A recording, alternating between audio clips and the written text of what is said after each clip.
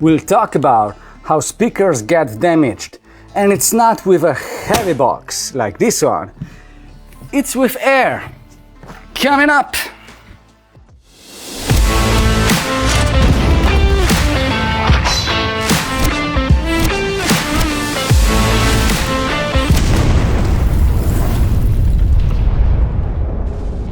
We'll take a look at the science in a moment, but first, let's compare them with the undamaged speaker. I'll put the microphone inside the ear cup right now and I'll push down so you will hear the membrane sound getting squashed. You should never ever hear that in your headphones. That's the sound of a dead speaker.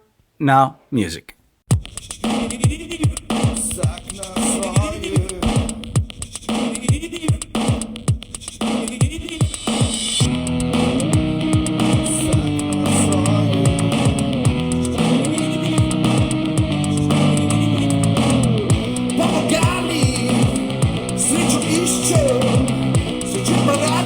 Alright, and now undamaged speaker.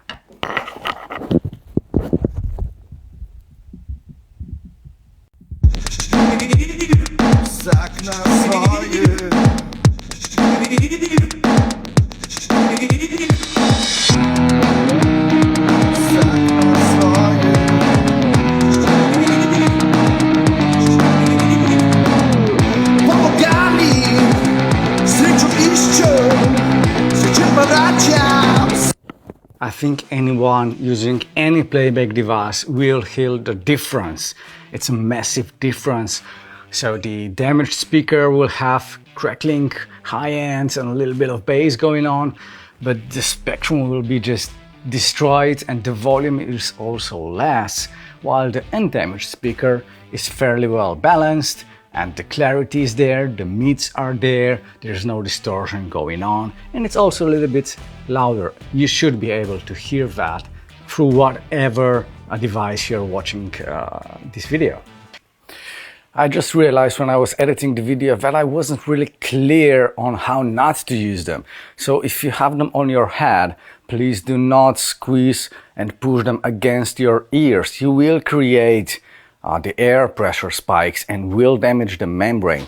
So if you don't hear that, it's fine. Please don't push just in order to hear it, because then you will damage your speakers and you will have to replace them. And the same goes for having them on the flat surface like a table. Have them like that. Don't turn them around, because things can happen. People can maybe try and step on them, push them down for fun, I don't know. So avoid creating any pressure inside. Also in the backpack, which I have over here, if you have a laptop inside, like I have it in this pouch usually, but if you store your headphones into the backpack that way, inside, obviously when you will be walking or if you lean towards something, you may create air pressure spikes inside and destroy the membranes. So just to be perfectly clear, if you don't hear any of that noises right now, don't try to create them, because you will damage your membrane. Here is how the squashed membrane looks like. You can see how it's really not even stable anymore. It's pushed out on one side. If I can get that to the camera, I hope I can. Can you see this? Over here, this is the coil, and the coil is literally out of the magnet on one side, and it's and it's only in on the other side. So it basically works partially. And also you will see that the material of the membrane and the pattern on the membrane is completely squashed and destroyed. So that is what creates all sorts of problems, and definitely you cannot trust your mixing decisions to a speaker that looks like that. Now here's the science behind it.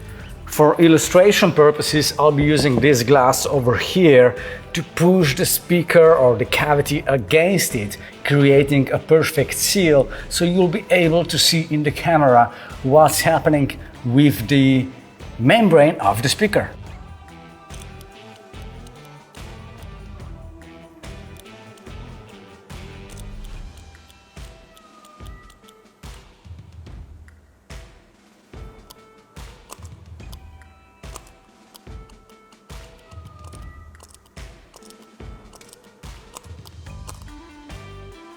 Here's how that happens. The air trapped inside the cavity has absolutely nowhere to go.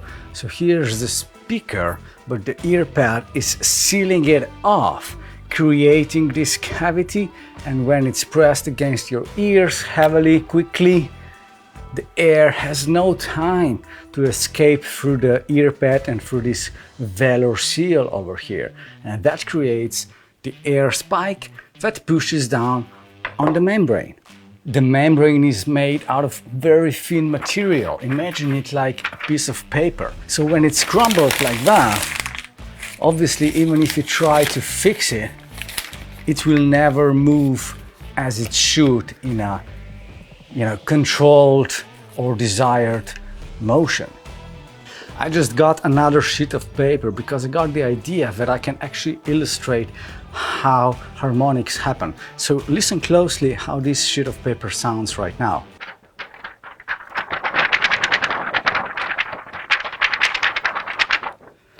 All right, so that's the membrane, moving the way it was designed to.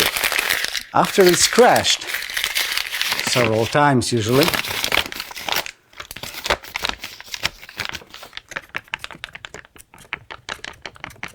sounds different, doesn't it? So it's the same motion being applied to the material, but it creates completely different sound. So it's a linear and harmonical distortion that comes out of destroyed membranes.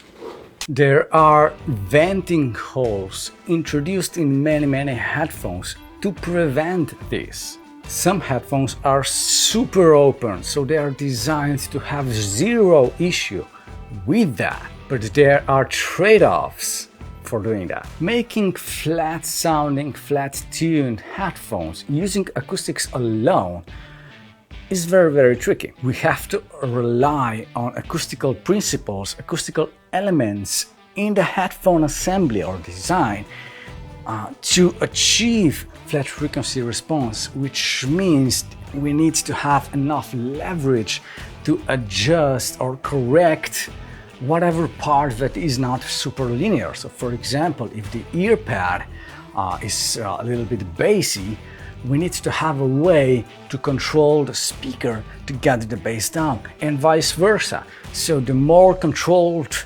acoustics we have, the better we can tweak the frequency response, even specific bandwidths or specific resonances. We can move them around by designing the acoustic chambers with a closed front speaker cavity.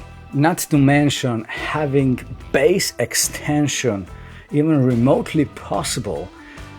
You really cannot use open design. You cannot use big venting holes, because the air will just escape and there will be no buildup of the pressure when the bass kicks in. That closed sound chamber is actually one of the reasons why our headphones have such a great bass extension and such a great linearity out of the box. Yes, we can push that forward further with calibration, but even without it, they are flatter than popular headphones using generic software solutions for calibration. Just out of the box. If squashed membrane happened to you, well, in that case you need to order replacement speakers and exchange them. You can do that at home with basic skills of electronics and stuff like that. Just using a screwdriver will do the trick. Alternatively, obviously you can send them into our workshop where we will check every single component and make sure that they are ready to rock and roll once again. Until the next time, stay safe and sound. Bye.